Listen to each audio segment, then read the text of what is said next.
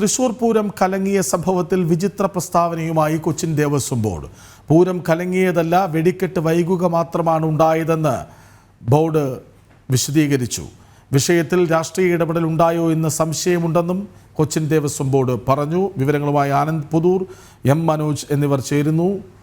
ആനന്ദ് പുതൂരിലേക്ക്. ആനന്ദ്, എന്താണ് കൊച്ചിൻ ദേവസ്വം വിചിത്രവാദമായി പറയുന്നത്? ഈ തൃശൂർ പൂരം ഹൈജാക്ക് ചെയ്യാനുള്ള ഒരു ശ്രമമാണ് നടന്നുകൊണ്ടിരിക്കുന്നത് എന്നുള്ള ഒരു പൊതുവികാരത്തെ അല്ലെങ്കിൽ പൊതു അഭിപ്രായത്തെ ശക്തിപ്പെടുത്തുന്നത് തന്നെയാണ് ഇന്നത്തെ കൊച്ചിൻ ദേവസ്വം ബോർഡ് അധികൃതരുടെ ഭാഗത്തുനിന്നായിട്ടുള്ള ഒരു പ്രതികരണത്തിൽ നിന്ന് നമുക്ക് മനസ്സിലാക്കാൻ വേണ്ടി സാധിക്കുന്നത്. അതായത് ഈ പൂരം നടത്തിപ്പിൽ 6 ഘടകക്ഷേത്രങ്ങൾ കൊച്ചിൻ ദേവസ്വം ബോർഡിന്റേതാണ്. ഈ തിരുവമ്പാടി പാറമേക്കാവ് വിഭാഗങ്ങൾ ദേവസ്വം ബോർഡിന്റെ മേൽനോട്ടത്തിൽ ഉള്ളതാണ്. അതുകൊണ്ട് ഈ കഴിഞ്ഞ തവണ ഉണ്ടായി എന്ന് പറയപ്പെടുന്ന ഈ പ്രശ്നങ്ങൾ ആവർത്തിക്കാതിരിക്കാനുള്ള കാര്യങ്ങളാണ് ഇനി വേണ്ടത്. അതിനൊരു ഹൈ പവർ കമ്മിറ്റി വേണം എന്നുള്ള ഒരു അഭിപ്രായമാണ് ഇപ്പോൾ ദേവസ്വം ബോർഡ് മുന്നോട്ട് വെച്ചിട്ടുള്ളത്. ഈ കഴിഞ്ഞ തവണ ഇത്തരത്തിലുള്ള പ്രശ്നങ്ങൾ ഉണ്ടായി എന്ന് പറയുന്നത് അതിന്റെ പ്രധാനപ്പെട്ട കാരണമായി പറയുന്നത് ഇത്തരത്തിലൊരു കമ്മിറ്റി, മേൽനോട്ട കമ്മിറ്റി ഇല്ലാത്തതുകൊണ്ടാണ്. ഇനി ഒരു വിഭാഗം മാത്രം വിചാരിച്ചാൽ പൂരം നിർത്തിവെക്കാൻ പാടില്ല എന്നും ദേവസ്വം ബോർഡ് പറയുന്നുണ്ട്.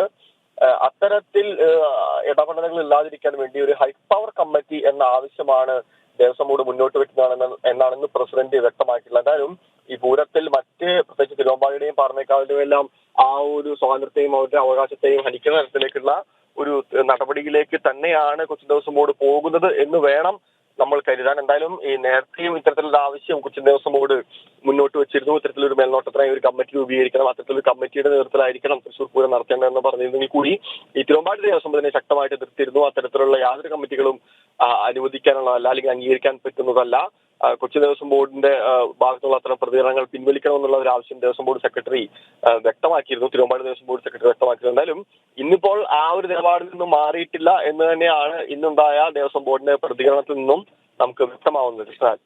ആനന്ദ് പുതൂർ, ഈ തിരുവമ്പാടി ദേവസ്വം സെക്രട്ടറി കഴിഞ്ഞ ദിവസം പറഞ്ഞ ഒരു വരി ഓർത്തുപോകുന്നു.